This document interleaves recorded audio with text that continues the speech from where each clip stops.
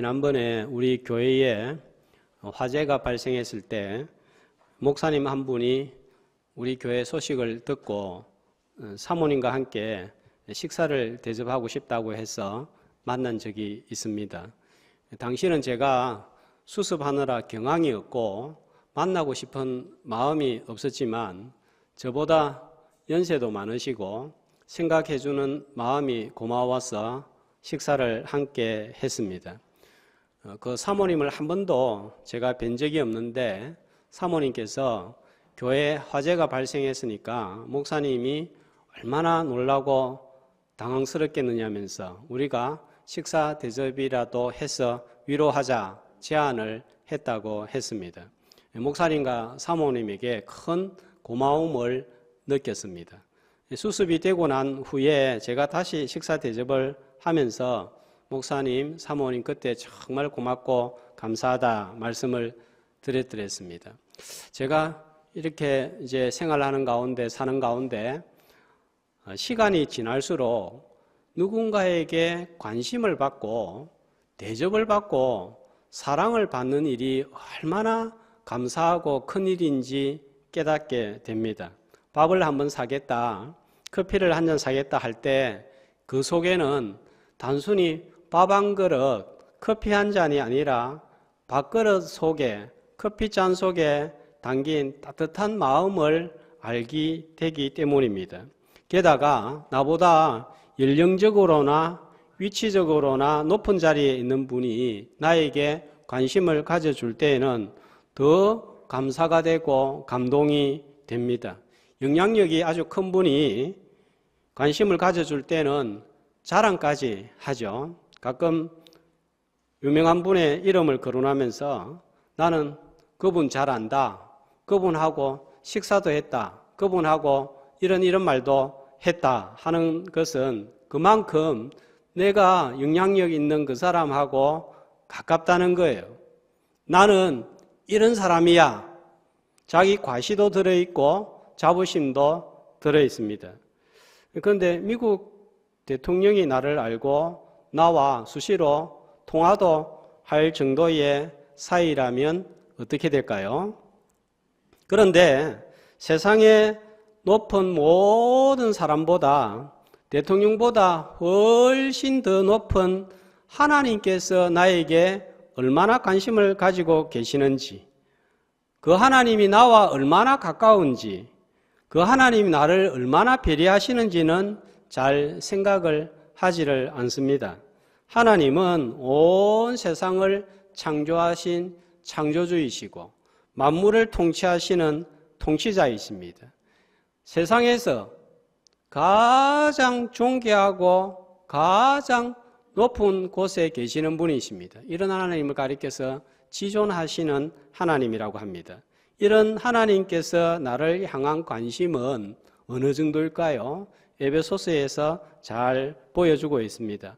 내가 태어나기도 전에, 내가 나를 알기도 전에 하나님은 나를 아셨습니다. 우리 부모님이 나를 알기도 전에 하나님은 나를 아신 거예요. 자, 4절 말씀해 보면 내가 태어나기 전이 아니라 우리의 일대손 아담이 태어나기 전에도 아신 거예요. 언제 아시셨습니까? 창세전에 시편 139편 16절에는 보면 이렇게 기록을 하고 있죠.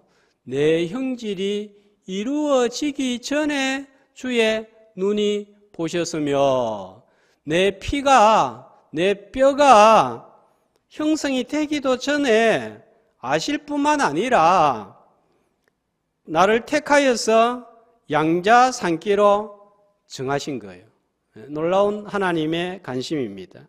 게다가 하나뿐인 독생자 아들의 피로서 나를 속량하시고 구원의 비밀을 깨닫게 하시고 하나님의 기업이 되게 하셨습니다. 부모님도 가질 수 없는 놀라운 관심과 사랑인 거예요. 성부 하나님이 택하시고 성자 예수님이 구속하신 놀라운 복입니다. 이제 성부 하나님, 성자 예수님을 통해서 주신 신령한 복이 우리에게, 나에게 어떻게 적용이 되는지 살펴보는 차례가 되었습니다. 성령님을 통하여서 하늘의 복이 나의 것이 되게 하셨는데, 자, 오늘 13절, 14절 말씀에서는 그 복을 가리켜서 성령으로 인치셨다 그러고, 또요 14절에서는 기업의 보증이 되셨다라고 부르는 복입니다. 방금 사도신경을 고백했는데 사도신경에는 삼위 하나님이 하신 일이 나오는 거예요. 그래서 오늘 찬양, 성부, 성자, 성령 세 분을 부른 거는 성부 하나님께, 성자 예수님께, 성령 하나님께 그렇게 찬양을 드린 것입니다. 그 사도신경에 삼위 하나님이 하신 일이 나오고 우리는 그것을 믿습니다. 이렇게 고백을 합니다. 에베소서에서는 삼위 하나님께서 주신 복을 살펴보고 내가 누구인지, 그래서 나는 어떤 삶을 살아야 하는지, 자, 그것을 계속 말하고 있고 우리는 살펴보고 있습니다. 자, 소교리 문답 29문은 우리가 이 복을 어떻게 취하는지 이렇게 묻고 답하고 있습니다. 자, 제가 물으면 우리 성도님들은 답을 해주시면 되겠습니다. 자, 소교리 문답 29문입니다. 우리는 그리스도께서 사신 구속에 어떻게 참여하는 자가 됩니까?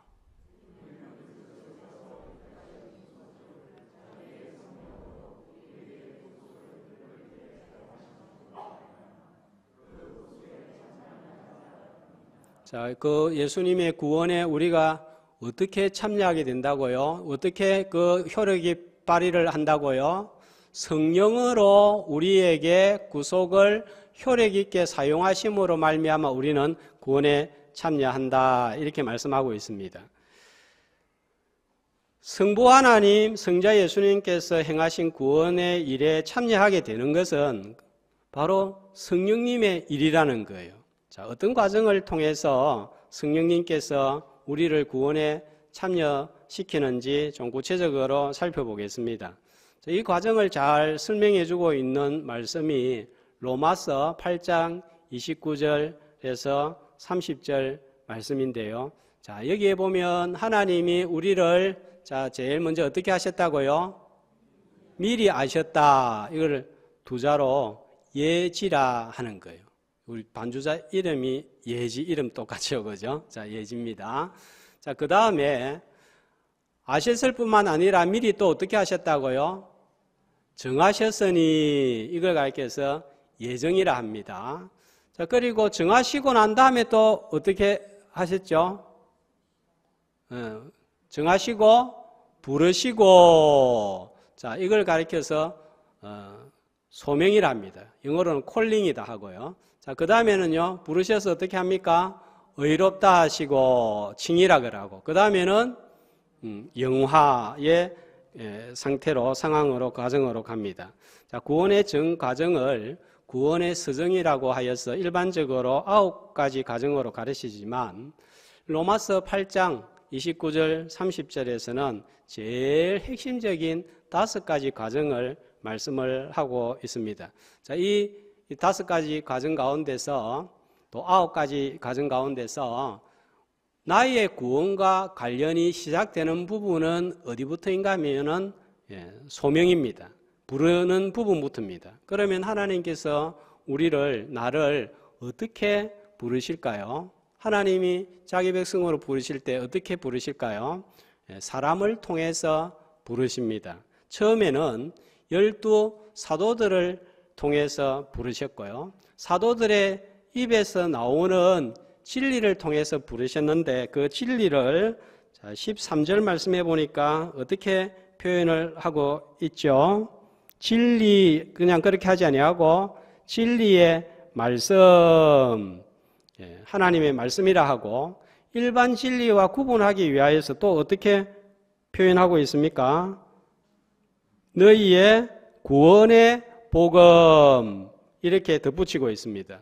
말씀을 통해서 부르십니다. 로마서 10장 14절은 이에 대하여서 이렇게 말씀하고 있습니다. 한 목소리로 그런즉 그들이 믿지 아니하는 이를 듣지도 못한 이를 어찌 믿으리요?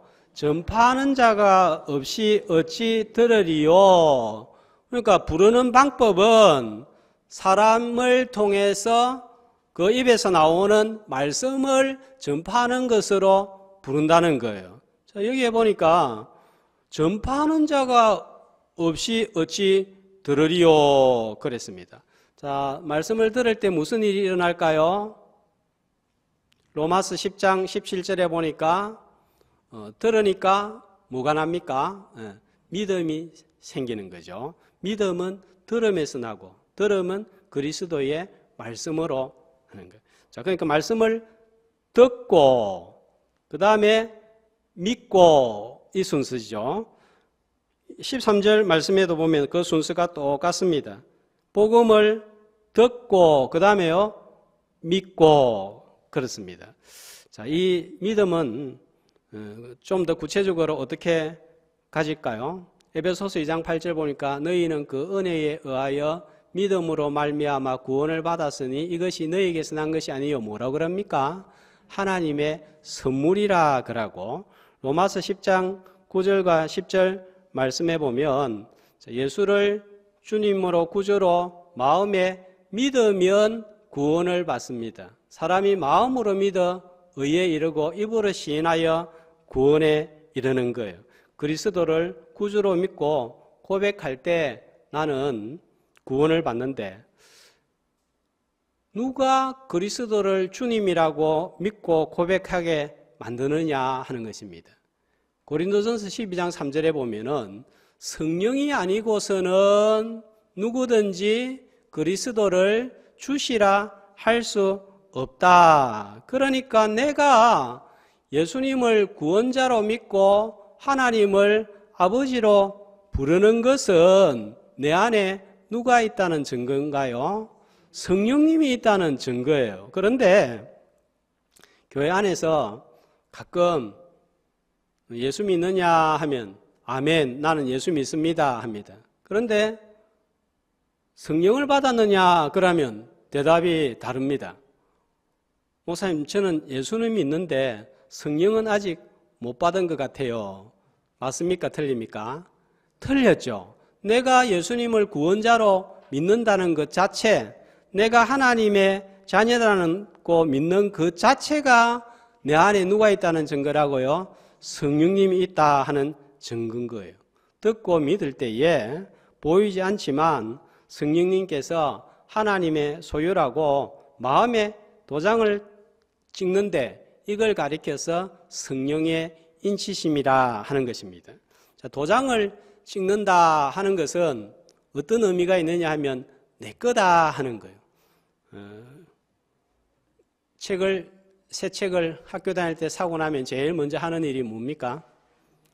내 이름을 딱 적는 거예요. 내 거라는 거예요. 또 이건 증명하는 의미가 있습니다. 과거에 소를 팔고 살 때 소를 사고 나면 팔리고 난 다음에 소등에다가 뭘 찍습니까? 도장을 딱 찍어서 표시를 했습니다. 또 병아리, 요 병아리는 내 병아리다 할 때 다리에다가 문 색깔을 칠하죠. 빨간색을 칠하는 거예요. 내 거다. 요거는 내 거고 표시 안 된 거는 다른 사람 거다 이겁니다. 공문서에도 반드시 도장을 찍는 것은 사실임을 증명하는 것입니다.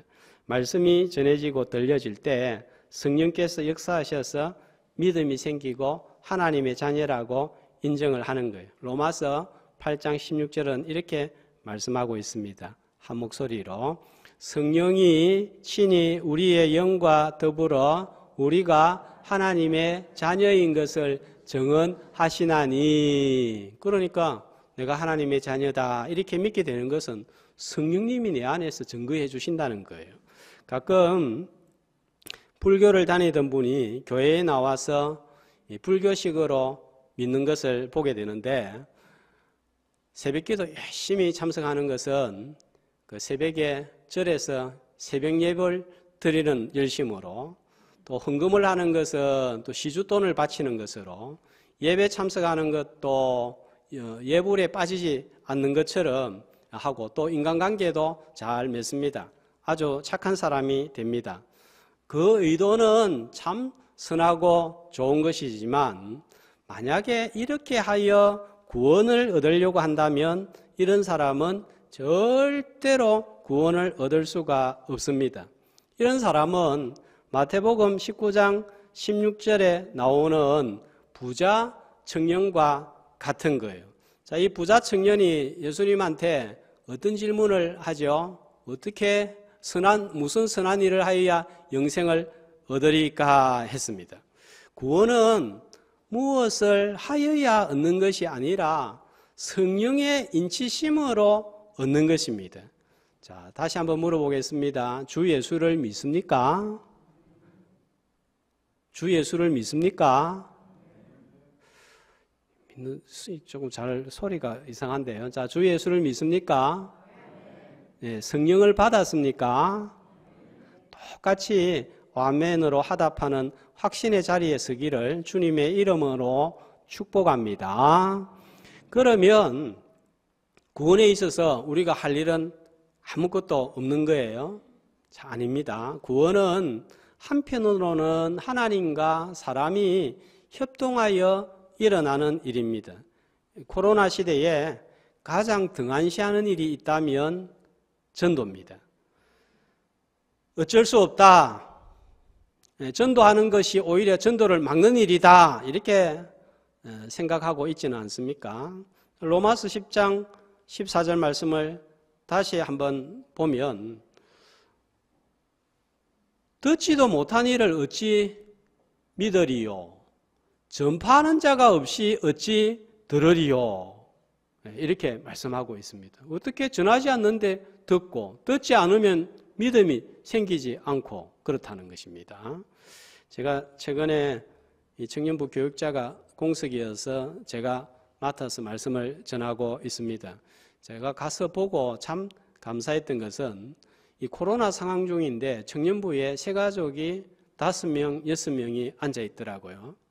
방학 기간 동안만 나오기로 했다고 하면서 출석하고 있었습니다. 청년부 가운데 한 명이 전도하여서 몇 개월을 출석을 했습니다. 제가 그 세 가족 반 교재 새 생명 새 생활 내용으로 말씀을 전했습니다.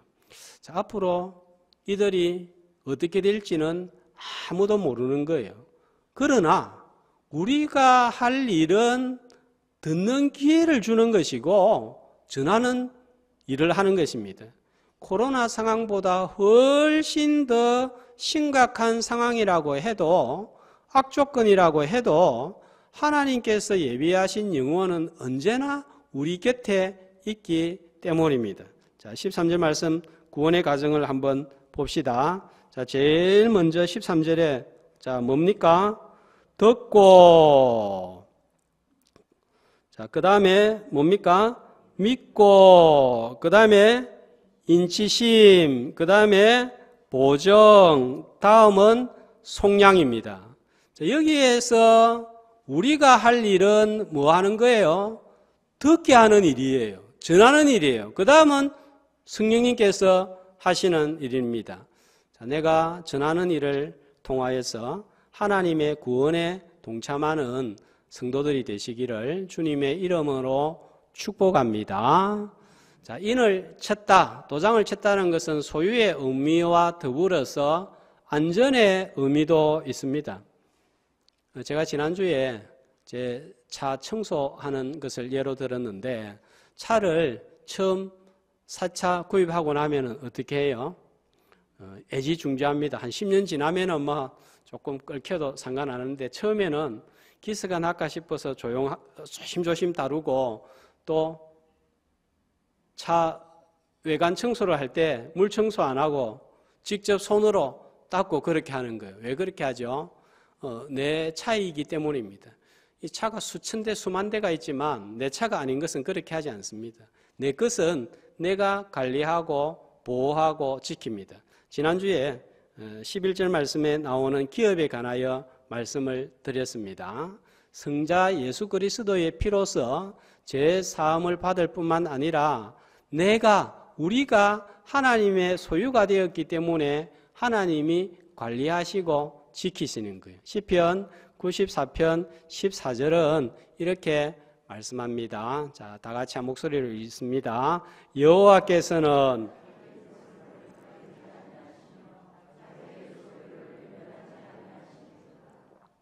우리는 내 소유라도 물건이라도 마음에 들지 않거나 쓸 데가 없으면 버리거나 팔아버립니다. 그러나 하나님은 자기 백성을 절대로 버리지 아니하시고 자유기 소유를 절대로 외면하지 않으십니다. 끝까지 지키시고 보호하시는데, 자, 한 장 두 장 넘겨서 에베소서 4장 30절 말씀을 보면 언제까지 인을 치시고 보호를 하시는가 나와 있습니다. 언제까지입니까? 구원의 날까지. 자, 이때는 언제까지일까요? 자, 구원의 날까지 언제까지일까요? 예수님이 재림하실 때까지 영원입니다.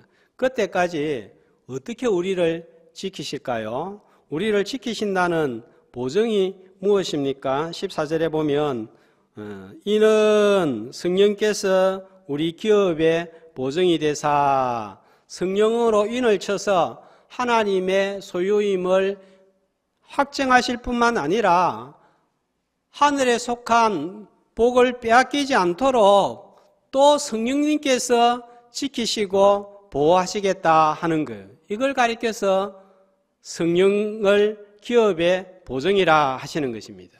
자, 보증하면은 저보다 우리 성도님들이 잘 알 텐데 헬라어로는 알라본 하는 이 단어인데요.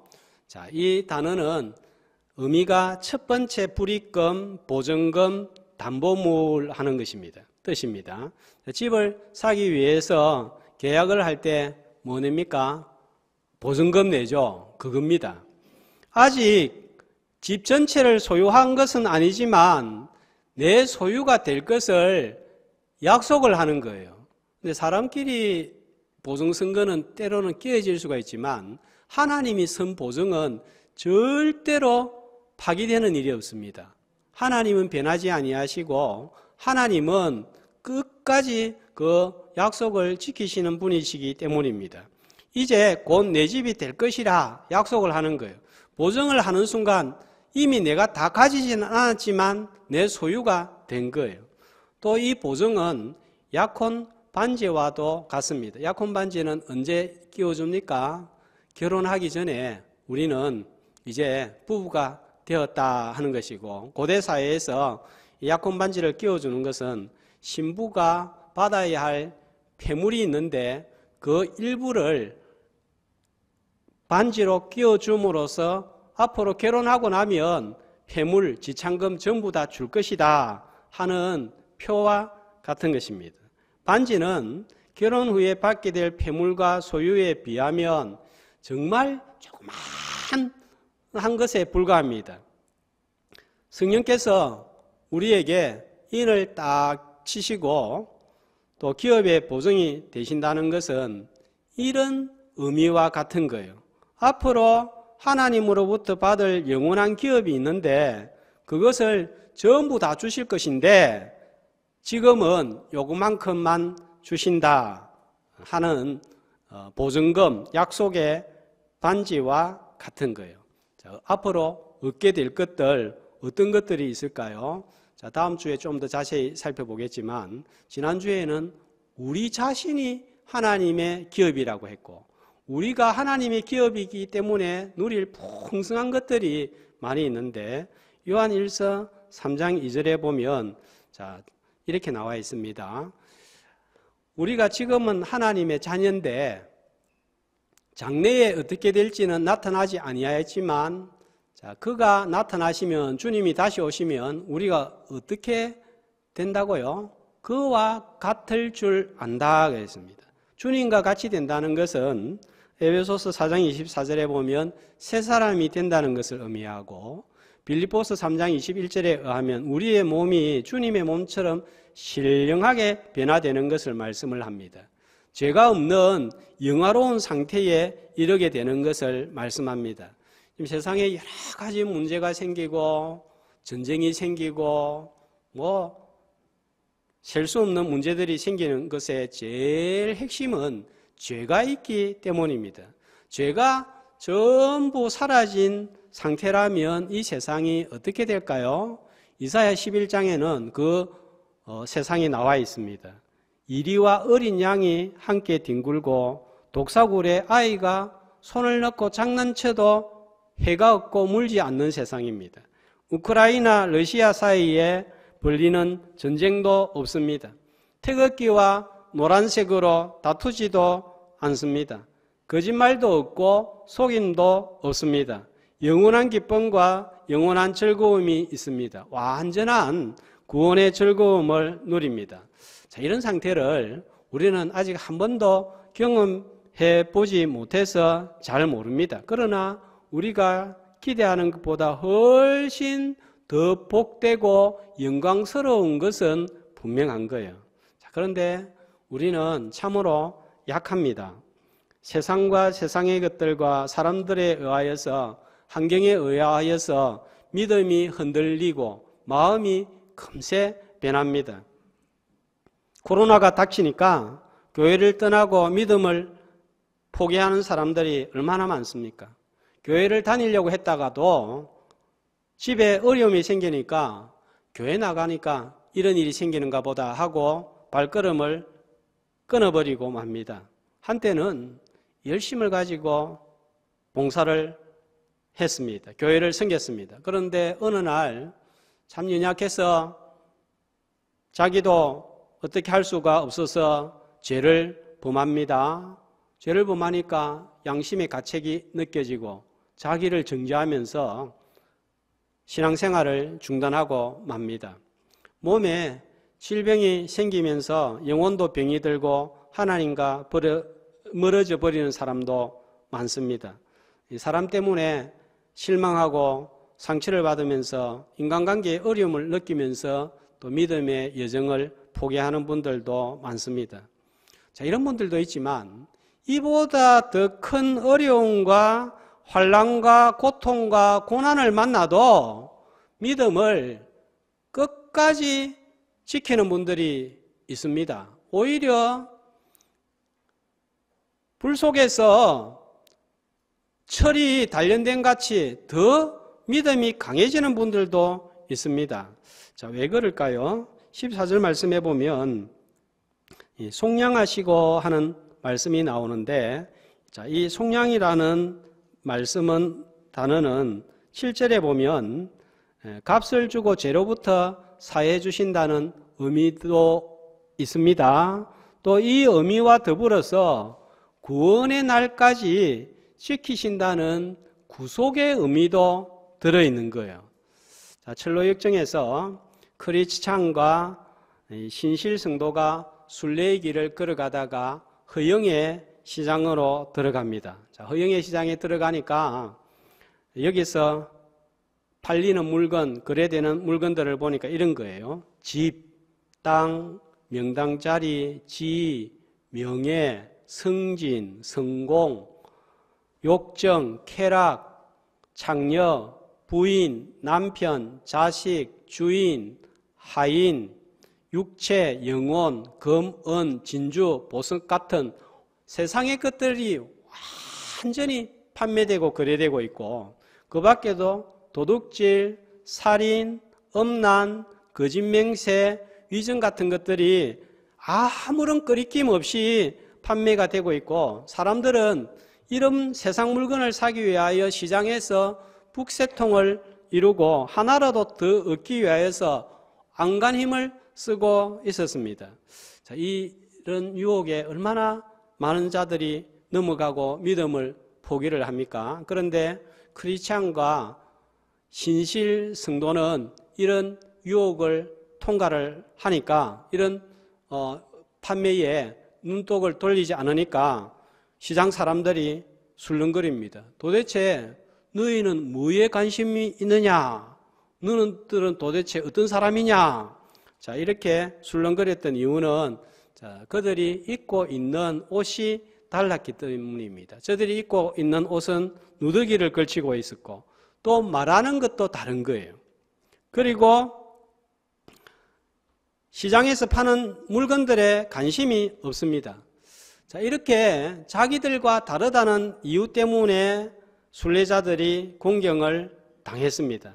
사람들이 묻습니다. 그러면 도대체 너희들은 뭘 살려고 하느냐? 그러니까 신실 성도와 크리스찬이 대답을 합니다. 우리는 진리를 살려고 합니다. 그러니까 미쳤다고 저렇게 욕을 해대고 있는 거예요. 자, 이렇게 마을이 시장이 새로 들어온 순례자들로 인해서 소동이 일어나게 되니까 조사관 앞에 끌려가고 신문을 받고 감옥에 끌려갔다가 재판에 넘겨집니다. 그리고는 부당한 재판관과 부당한 배심원들에 의하여서 재판이 진행이 되고 결국은 화형에 처하는 부당한 판결이 내려집니다. 자, 그럼에도 불구하고 신실 성도는 끝내 믿음을 포기하지 아니하고 기꺼이 화형을 당하면서 순교를 하게 됩니다.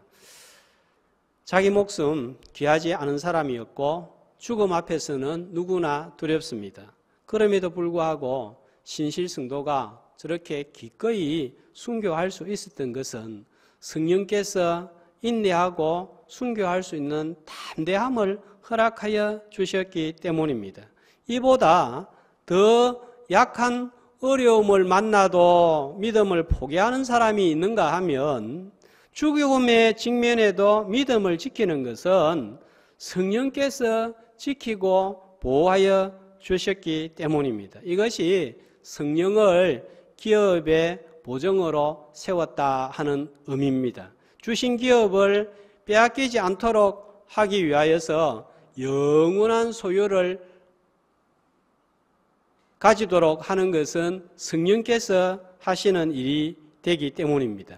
자, 우리도 신앙생활 해오면서 돌이켜보면 이 길을 걸어가는 중에 주님을 부인하고 교회를 떠날 위기가 여러 번 있었을 거예요. 또 우리 젊은 사람들은 앞으로 지금은 잘 믿고 있지만 이런 위기를 삶에 부닥치면서 만나게 될 것입니다. 그럼에도 불구하고 믿음을 지키고 여기에 있는 것은 성령께서 나를 지키시고 지난 수십 년 동안 여기까지 올 때까지 보호하여 주셨기 때문인 줄로 믿습니다.